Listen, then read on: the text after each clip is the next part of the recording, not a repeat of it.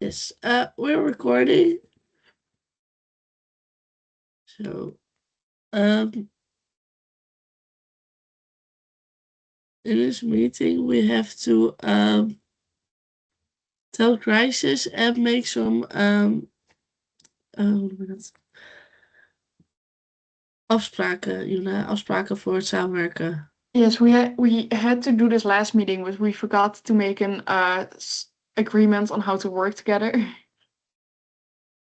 So we need to make this agreement, and then we all have to sign it.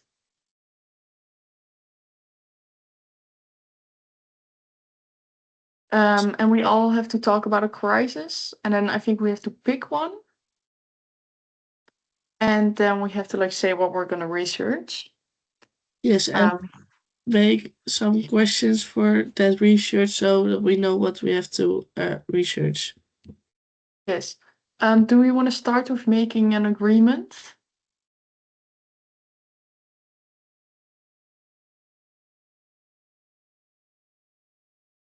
Yeah. Let's okay. just start with that. Okay. I will write them in the chat so Okay. you all can see it, and then I will make a document about it. Okay, I will open the thing with what it has to say.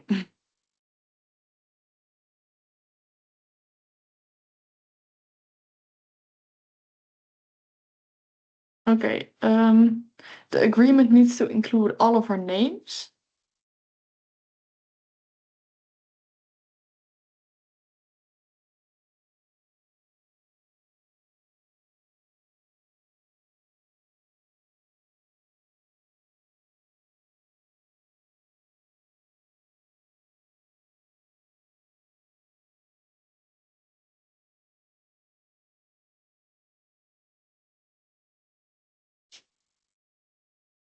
Yes.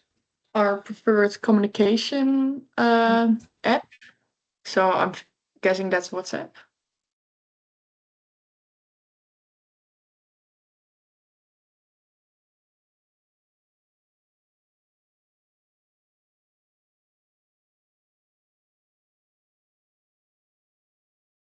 Yes. Then a backup. So I think that might be just a Teams chat.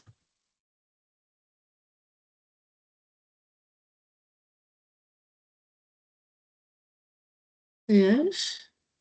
Then this one we have to discuss. What do we think? What's the longest you can wait to reply to a message?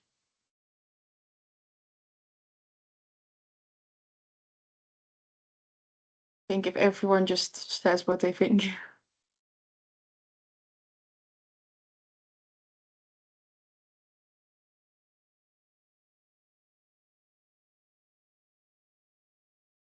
Maybe like a day.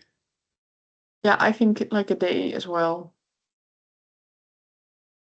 Seven.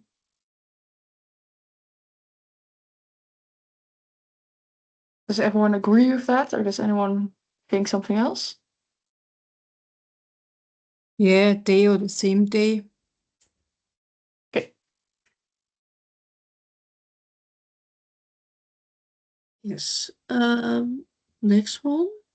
Well, we have to plan the next 2 meetings, it says, but I think we might just do that at the end. Yes. Then plan for how problems will be addressed.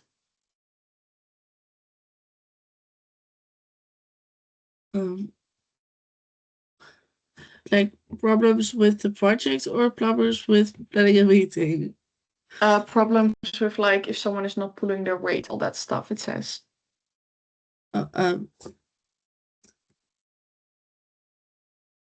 Maybe we text them private. Like not in the group chat. Yeah, if you have a problem with one person, don't put it in the group chat, just one-on-one. And then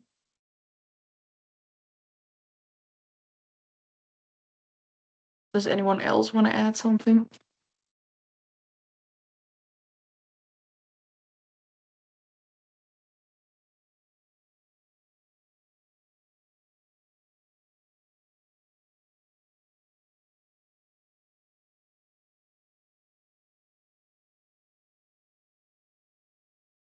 anyone like what to do if someone doesn't respond at all? Like, what do we do then?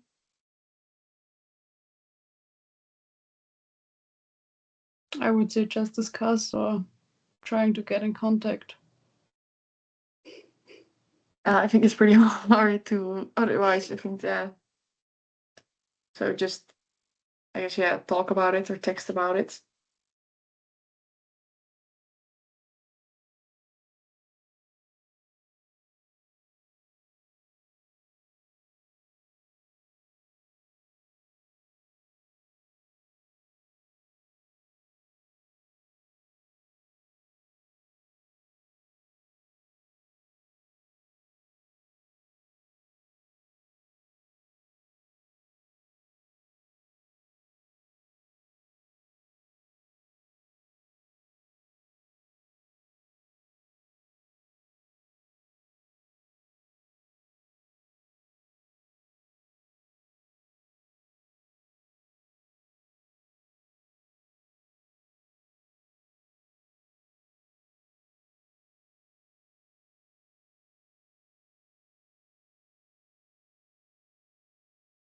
So if Emily, if you put that all in a document, we just have to sign it. Yes. I And then- need to make the way it's written a bit nicer. So I Yeah. will just send it in the group chat later. The document. Yes. Okay. And then at the end, you also have to add the new meetings in the document. Yes. Okay. Well, then that's done. now we have to read our crisis. Just have to read it like you wrote it, right? Yeah, I think you just or talk whichever you prefer. Who And then wants we to also have to start? ask questions about each other's crisis, I'm pretty sure. Yes. And we have to sign this for you, what you've written in the chat. No, I have put this for myself in chat. I have to write it out later and make it in a document that you can sign it there. Okay. So does anyone want to start with their crisis? Yes, who wants?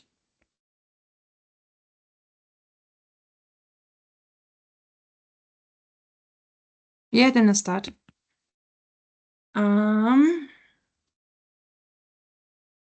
I have the crisis about my ex-boyfriend who has cystic fibrosis. Yeah, I hold it short because it's a long story.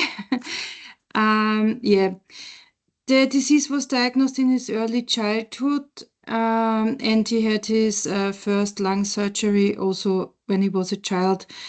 He was often in hospital, and his mom was always by his side because his parents are divorced, so the contact with his father was less. I met him first in 2005, and we were friends. And then we became a couple in 2011. At this time, his health was stabilized, but he was sick. He was very sick because of this disease. He had his therapies. He was often in hospital. He has his inhaling every day. He has his medication and antibiotic infusion therapy very often.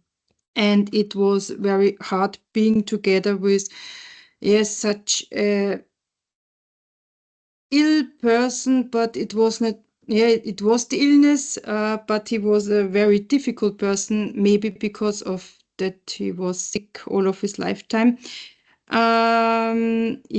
It became worse and worse with his health, and one day he collapsed and his lung broke down, and he was hospitalized.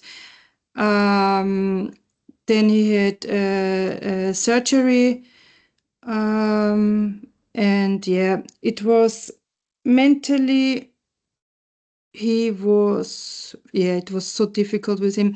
He started drinking, he started smoking because he thought it doesn't matter what he's doing because he's not living any long. Yeah.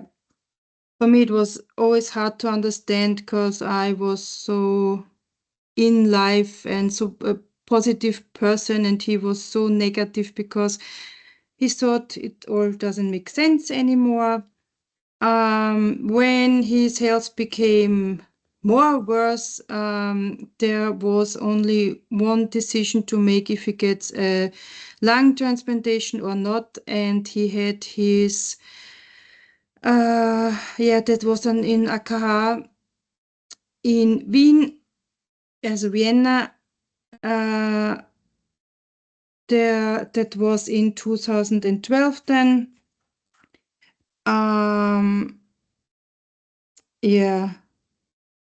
I went with him to these appointments. There were 2 with the transplant team from eben Vienna hospital, and after tests and examinations, they said that he was placed on the transplant list. That was in March 2012. Then it was waiting, and then in May 2012 in the night came the call that there is probably a lung that will work. Through all the time there was no infections, and he get a PEG tube, and all that stuff. When the call came, the transplant center arranged everything. As in short time, there was the medical transport, and they took him into the hospital. His family and I followed behind, and then there were many tests and checks if this all works together. And after hours of waiting, the doctor finally gave the green light that the organ is matching, and they took him to the operating room. We drove home because they said it would take hours and hours, and we shouldn't stay there and wait. They call us when everything is done. In the early evening, there came the call from the AKH. Everything was fine, and we could visit him the next day.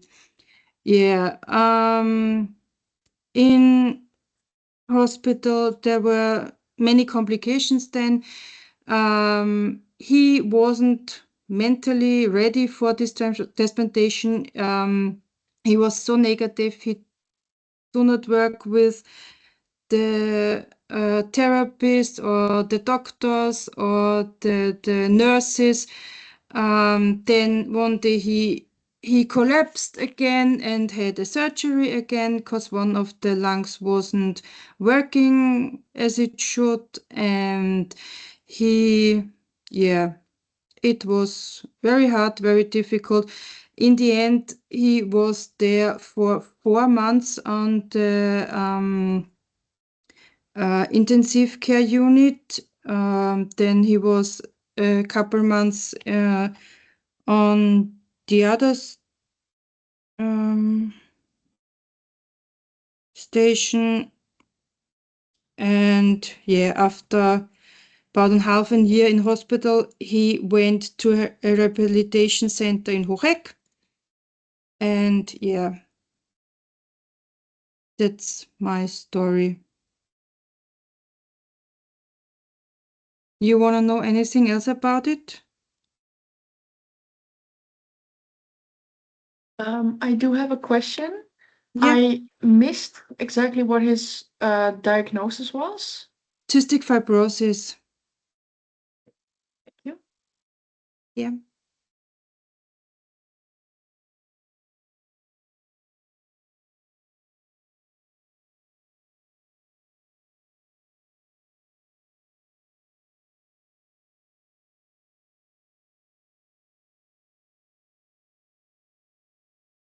Do you think because he was so negative that he had to stay longer in the hospital?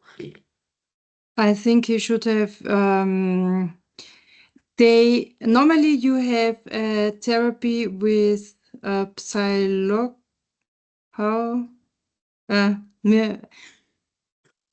I don't know the word now. A psycholoog is the Dutch word. Yes. But he do not take this chance to do this. So yeah. But normally you have one by your side as long as you're in hospital and after the hospital, but he do not agree to do this here. Makes it much difficult, yeah. Okay.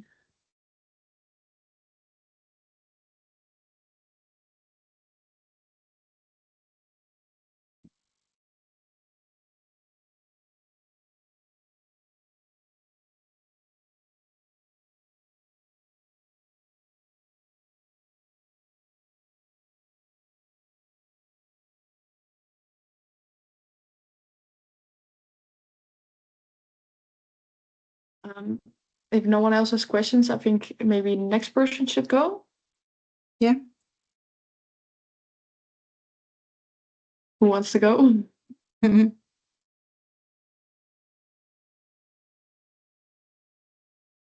I can go if you want.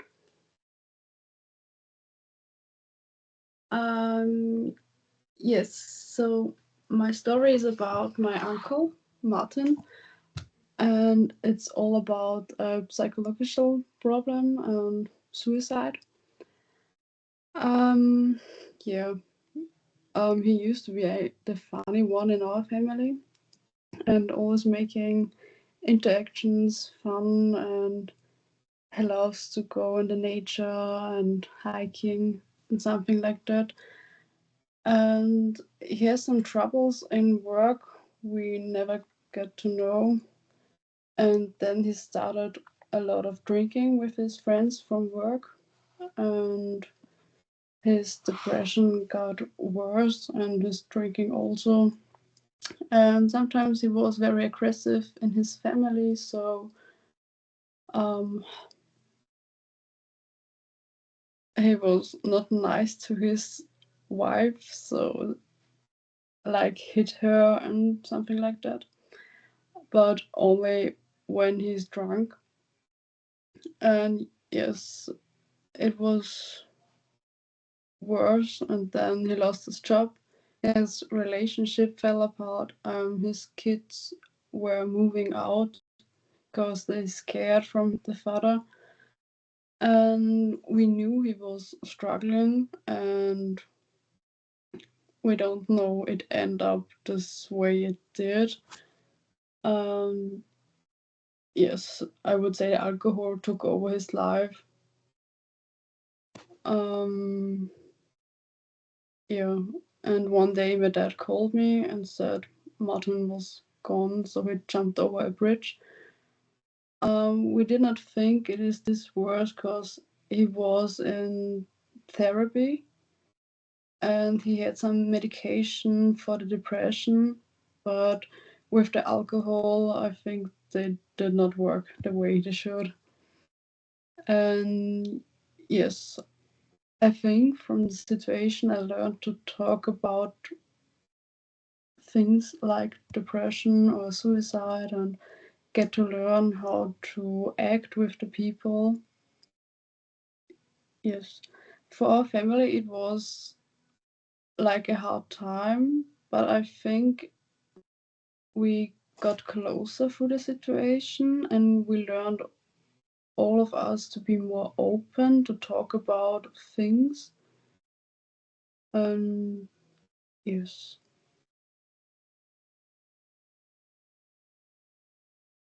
So my story is not this long like Petra's.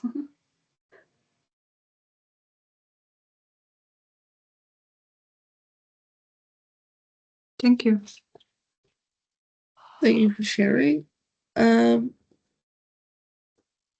have a question. Was he aggressive because he drank when he was drinking, or also aggressive when he was not drinking? Only when he was drunk. So like in a normal situation, he was a very friendly and funny guy. But when he was drunk, he got a little aggressive and very nervous and shaking and something like this. You said he had therapy. Did he also have some help with his drinking problem or just with the mental stuff? Also with the drinking problem, but the therapies for the drinking, he tried 4 times, 3 times, but he can't reach the end, so he broke up in the middle of the therapy. Okay.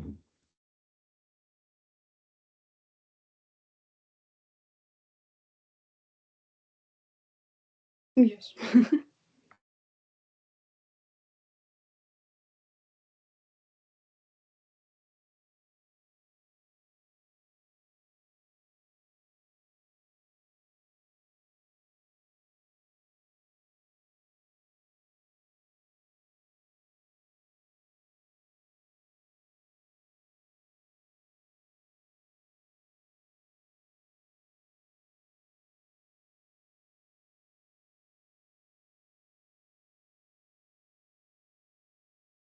Does someone else want to go?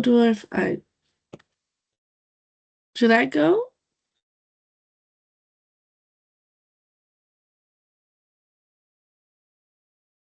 Okay, I will just read what I wrote in the document because that's making it a bit easier.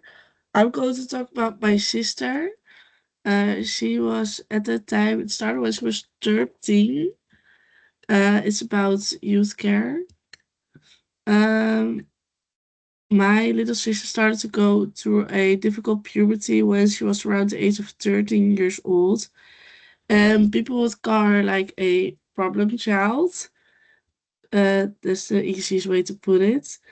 It started with her arguing with my parents and then just running away from home to friends or I don't know where. Um, and she drank alcohol in the school times when she was 30. So she just stole liquor from the store and then put it in her drinking bottle and took that with her to class. The police when she ran away, the police had to find her. Um, Kijk, she smoked weed sometimes and ended up high in my room. And sometimes I found it a bit scary because I was in my puberty as well, and I know I shouldn't do drugs, but she did it and she lay high on the ground. Kijk, and because all those things that happened, the arguments between my parents and my sister became more intense. So at first she stayed with some family members twice. She do that so she wasn't at home, so she could be in another environment and make things easier for herself and my parents. But that didn't work when she came home because it was like the other scenarios all over again. So she went to a care farm where she could stay temporarily so she could return home when she has calmed down and she has some peace for herself. But that didn't work. She ran away from there. Then she went to a crisis shelter. I think that's what they call it. She stayed there for almost 3 years. That there they had like um stricter rules where she couldn't be on her phone only when she was in the living room and then for 2 hours a day. She wasn't to go to in at first she wasn't allowed to go outside alone without supervision. And when her behaving started to be better and she started to listening to the rules and argue less, they become more relaxed and the rules were more easygoing. And now for a few months she has her own apartment. She's still 17, but she lives under supervision. And Yeah, she has to cook for herself, clean for herself, and do her own groceries. But there are people looking out for her in that building. She's also still in therapy, and that's working pretty well because now she has a lot less arguments with my parents. Because in the weekends she's at home from Friday till Sunday. For me, this situation feels like it's still going because she isn't at home like a normal family. I had to go into therapy for that, but also things that happened with my dad, because he's bipolar. Um, my brother is also in therapy because of my sister, because he became scared of her when she was arguing with my parents. That could they like to raise their voices when they argue. So he has MDMR therapy. It's like with lights, but he does it with boxing, and he's going a lot better now. He's almost done with the therapy, and he's not scared of my sister anymore, I think. Um, and my parents, yeah, they find it hard, but easier than it was. So, yeah, that was my story.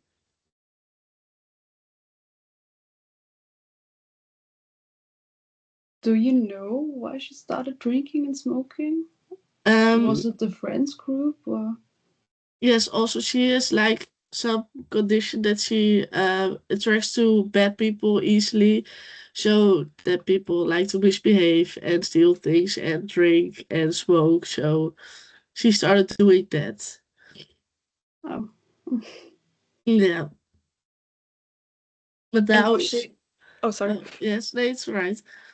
Was she 17 when it all started, or is she now 17? She's now 17. I was 13 when 13 when it all started. Oh, okay. Yeah.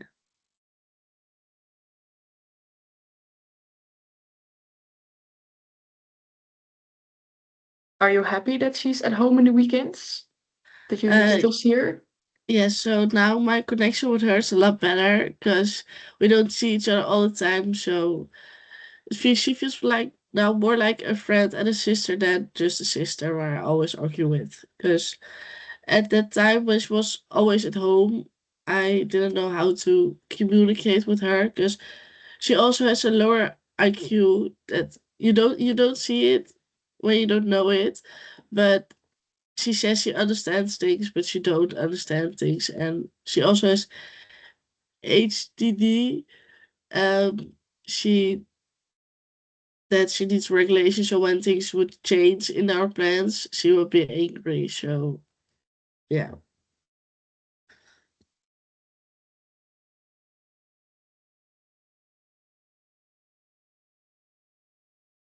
If nobody has any questions left, should the next person go?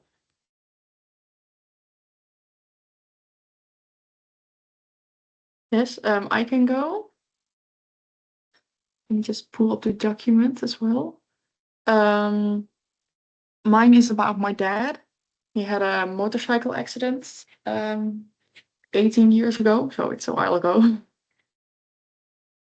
He was driving home from my grandparents, his parents, and my mom was in a car with my brothers, and then my dad was on a motorcycle alone. And then a car made, yeah, an illegal maneuver because my dad was supposed to go first, and then he hit him. And then at first it wasn't. He was rushed to the hospital. On scene, he actually fought with police officers, which is pretty funny because he was in shock. But he was like half dead, so it was pretty. It's hard to fight then. Then he was brought to hospital, and he wasn't sure if he was gonna live for a while because he had extensive injuries, his lungs and his face and his arms and everything. They were able to save his hand. It wasn't sure if they were gonna have to amputate it or not. He was asleep for the first week he was in hospital. He was being kept asleep. And in the end, he stayed in the hospital for like a month or two because he had to have a lot of surgeries in his arm and on his wrist. So now he cannot move his wrist anymore, but he still has his hand with most functions, so that's good. Then he came home, but my mom, she had my two brothers who were like, I think 10 months old at the time, so she already had a lot of things to take care of. And then she also had a dog, so my grandparents moved in with us to help my mom with the kids, because my dad, he slept in a hospital bed, and he had a nurse come in every day to help him with showering and all that stuff. And then for the next years after that, he had to have surgery a lot. So my grandparents lived with us a lot to help. At some point between there, I was also born, and then he still had to have surgeries on his arm and on his hips and stuff. So he had to have a lot of surgery. So he couldn't hold me or my brothers because he was not allowed to with his arm and stuff. So it was pretty difficult, especially well for him physically and mentally, but for my mom as well because she had to take care of 3 little kids. So that's why my grandparents moved in, which was really nice. But yeah, my dad still has physical disabilities from that accident. And yeah, I think that's my story. Anyone have any questions? Do your grandparents still live with you, or No, that was temporary. They live okay? they live pretty far away, but we do see them a lot because we're really close because of that. Um,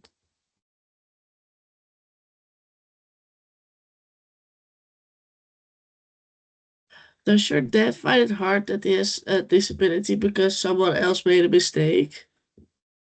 My dad is a really positive person, so he sees it that he's lucky to be alive and that he only has physical disabilities.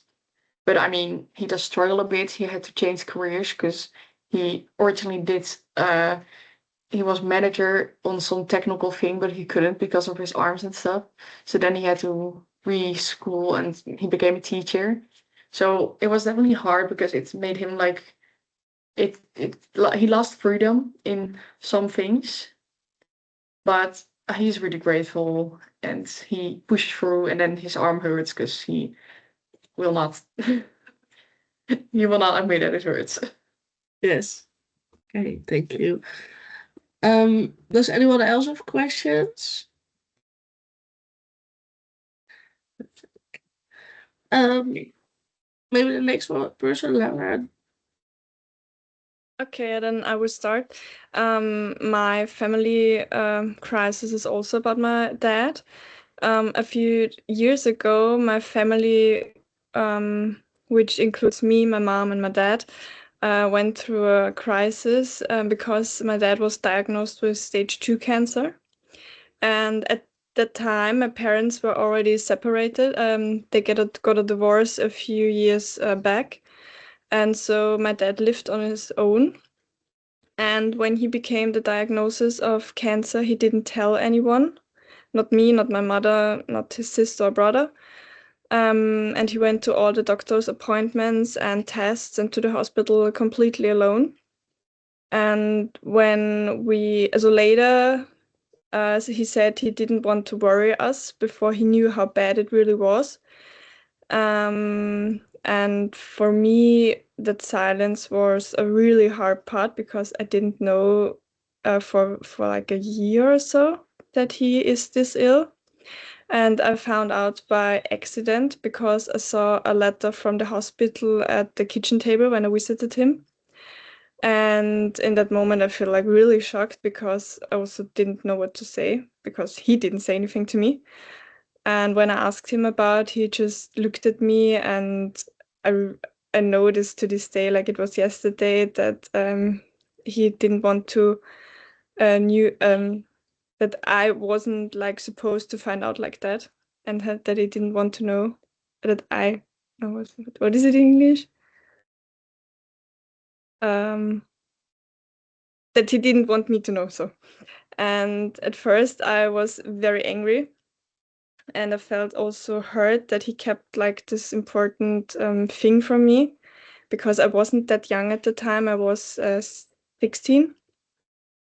And only later I realized that he only wanted like protect me from that stuff, and that was his way of showing love and pretending everything was fine, because when we didn't know, we couldn't say anything to him or something, like everything was fine on the outside. And during the treatment, things were difficult because he became very tired and weak, but he never complained or anything.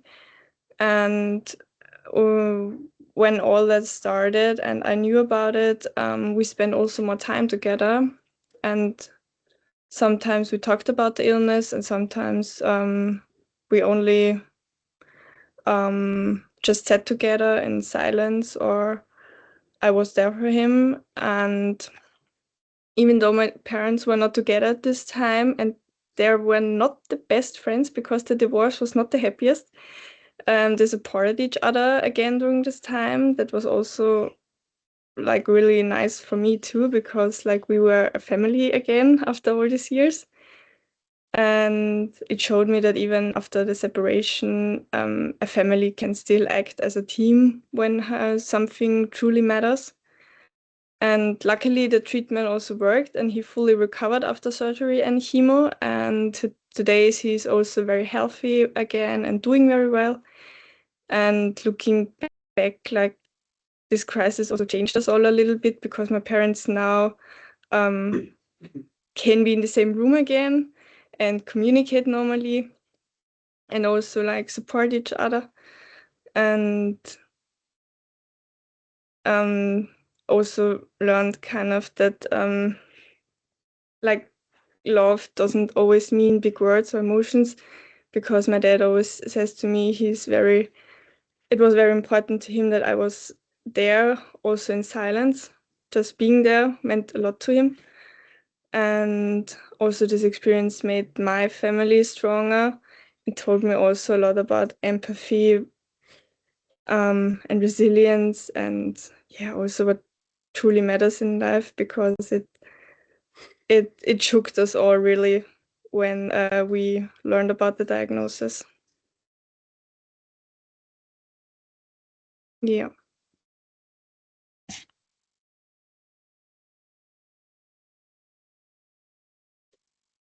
Do you have any questions? Or I know my English is not the best, but and I'm also a little huskful sometimes.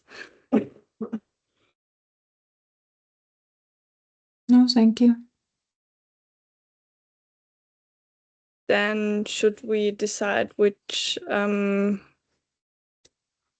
story we take on for the next meetings? Yes. We should. What we have to do with the story we decide is we have to agree on what information we will research, and we have to make 3 research questions on the nursing practice.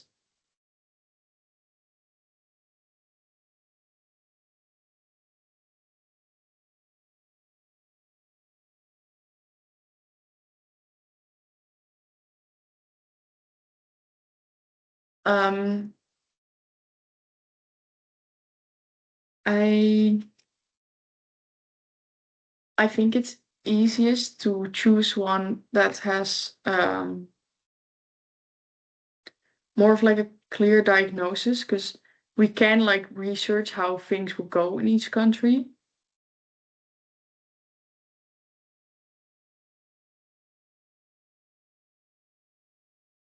So I don't know, which one do you guys think is best? I think one of Petra or Laura. Yeah, I personally was thinking of Petra too. Me, okay. Yeah. Yeah, is everyone okay with that? Okay. So it's cystic fibrosis, right? Yeah. Okay. Good. So should we think of 3 research questions?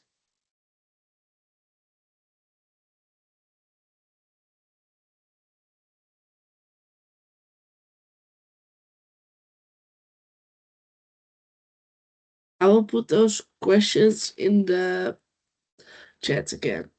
Yeah, thank you.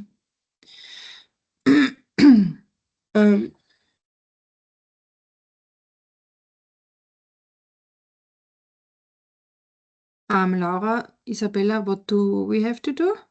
I read it, but We don't have like questions. At our folder, it only says we need to research in social context, medical care, yeah. social welfare system, and also which support options there are out. Yeah, okay. But we don't need thought to everyone had form the same. questions.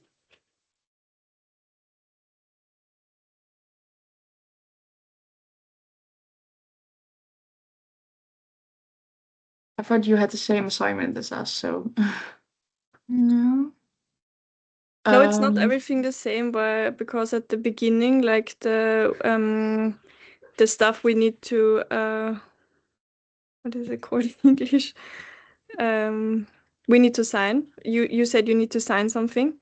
Yes. For us, it stays like pretty in our assignment that we don't have to do that. We just need to do it with you two, so that we're all on the same page. But we don't need to give anything to the FH or something. It's just for us that all of we are on the same page. yes. Maybe we could base those 3 questions on the items that you said. Yeah, Yeah. sure. I said social context, then medical care. So maybe which medical care is available and that stuff. Yeah. Maybe also social welfare system. So how is it in your country or in our country with the hospital and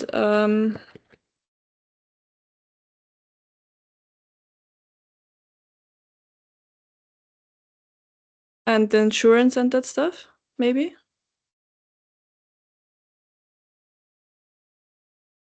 The next Mhm. question was about. We have social welfare system. So, or how is it in the hospital and how is the insurance? And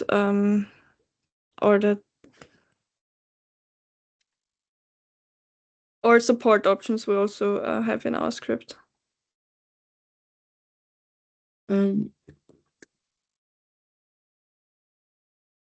I think one of the questions could be, what's the difference in like care available in your country and our country, maybe?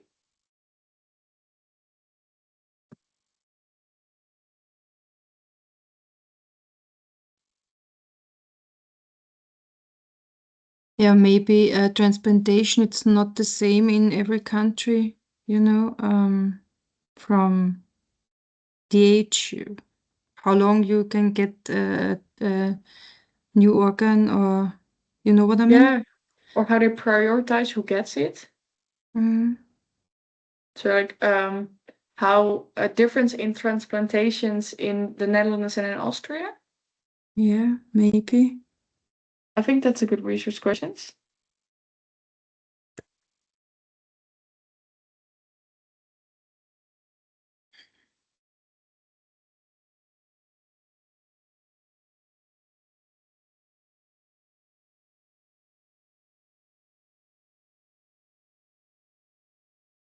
I mean, the law, that I didn't have the word, the law situation in the countries, the maybe different. What is the difference in the transportation law between the 2 countries? Yeah, maybe. Yeah, I have like difference in organ transplantation. Yeah, like how does it work? How is it prioritized? Who gets it first? All that stuff. Yeah. Okay.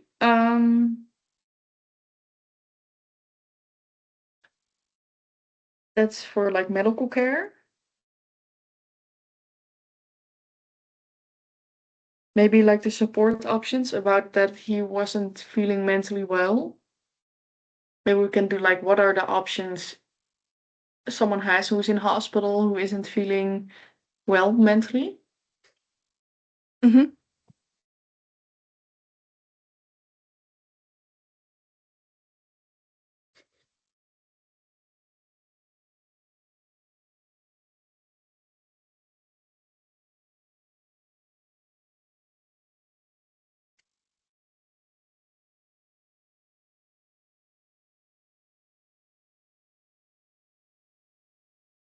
And then again, like the difference between the countries. I think that's the. Is that what we want to do again for like what is the difference between Austria and the Netherlands, or like what?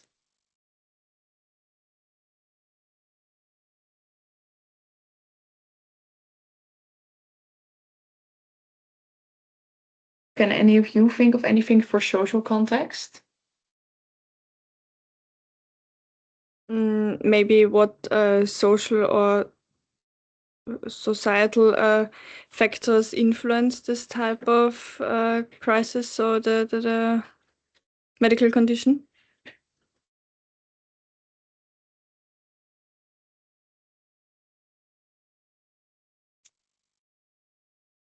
Or maybe about cystic fibrosis, not everybody knows this disease, what it is, that is genetic disease, and how many people infect with that. Yeah, so like how many people have it, how many people like know it exists and that kind of stuff. Yeah, about this. I don't know. And then like what kind of influence does it have on your daily life? Because I think that has a lot Yeah, to do with social context. yeah, yeah.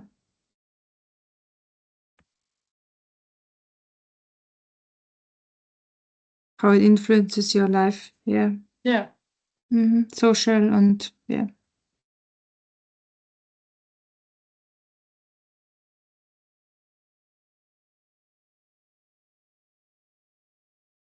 I think this is good because within these 3 questions, I can think of like 5 questions, which is good because we're 5.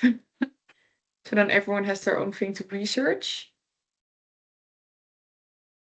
Because if I think like in the difference in organ transplantation in the Netherlands and Austria, someone should research how it is for the Netherlands, someone should research how it is for Austria.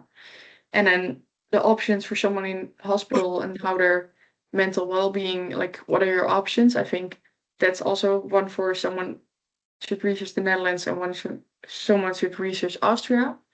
And then the last one I think is just for one person, what's the influence on your social context, social life?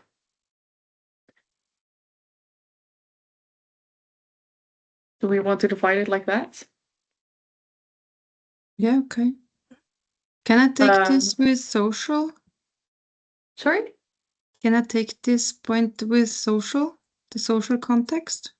I think that's fine. Yes, for the last question. Yeah. Okay. I will put everyone's name behind the question.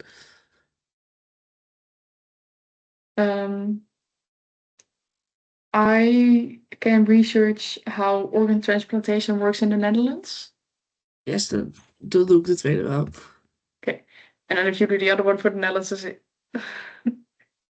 And then Laura and Isabella, you can do the 2 for like how does organ transplantation work in Austria and what are the options for someone who isn't for someone's mental well-being while they're in hospital for Austria? You can divide those. I do the organ. Okay, so I do the mental health thing. Okay. How you want it as a PowerPoint or a text? How do you need this? Let me see.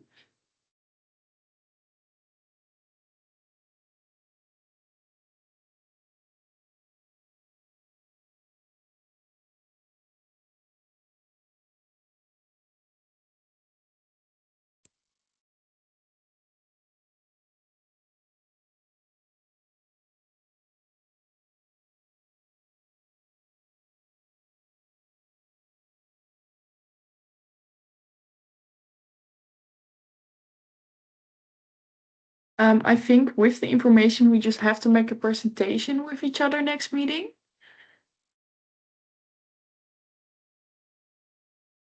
So,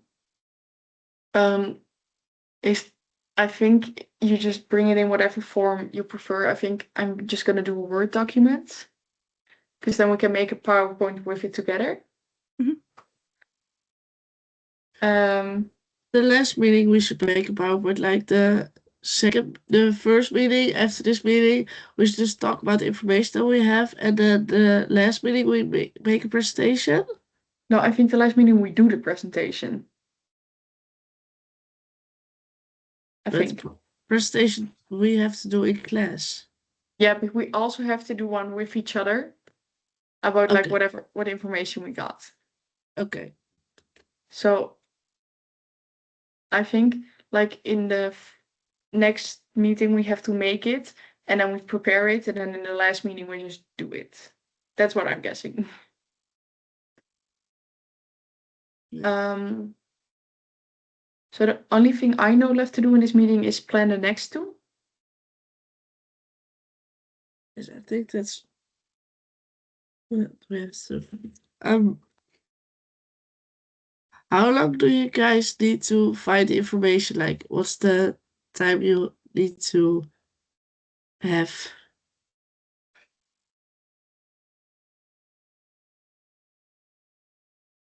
Not that long. A few Mhm. days. I'm going on holiday at the end of next week.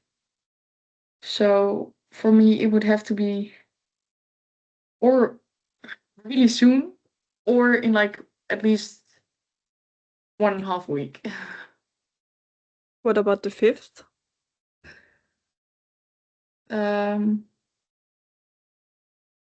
I would prefer the 6th.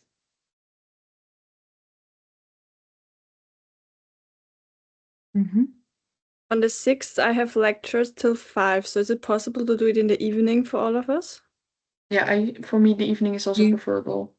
Evening is better. So- Yeah. So like 6 or 7 or later? 7 maybe? Yeah, Yeah. I think 7.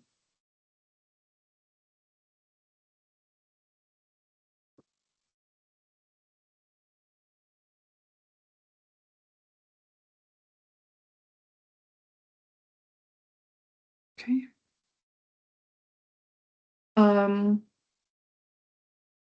And then we have to plan the last meeting as well. Then you're on holiday. Yeah, so for me, the 14th is the earliest I will be available again. The After 14th, school. I'm going on a holiday. What did you say? Sorry? The 14th, I'm going to London. Oh, So, Uh, do we just if we make the presentation on that Thursday, and we just talk about the information that we have, could we just make the presentation after that meeting, that we do another meeting after that? so the same evening? Yes. For me, that's fine. Or, Okay, so we have the meeting on the 6th and we talk about it and then we make the presentation in this meeting. yes. And then we And have then another the meeting whole- where we have to do the presentation.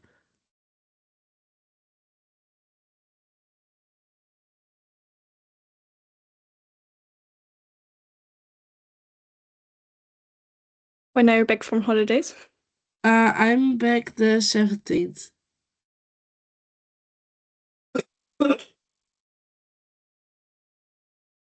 Mhm. So after that, I'm available. When you have to be ready in December, or? The Mhm. 17th Yeah, of December. December. Mhm.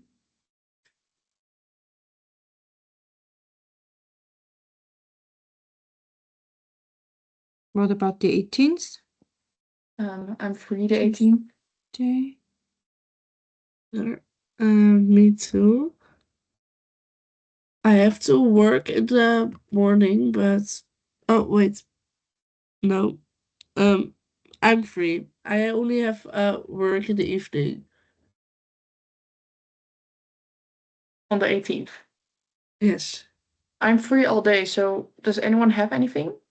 Yeah, I have a lecture the whole day.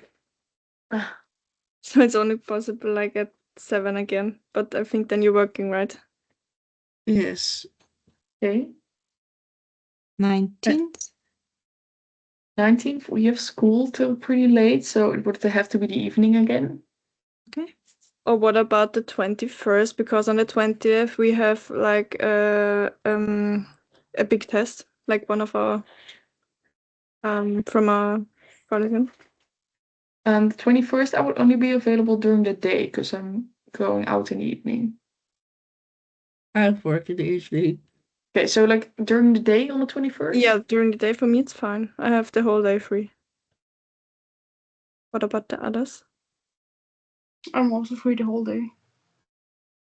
Yeah, do it during work, like now. It's okay. So So at 10 again? 10 in the morning? 21st, 10 o'clock. Yes.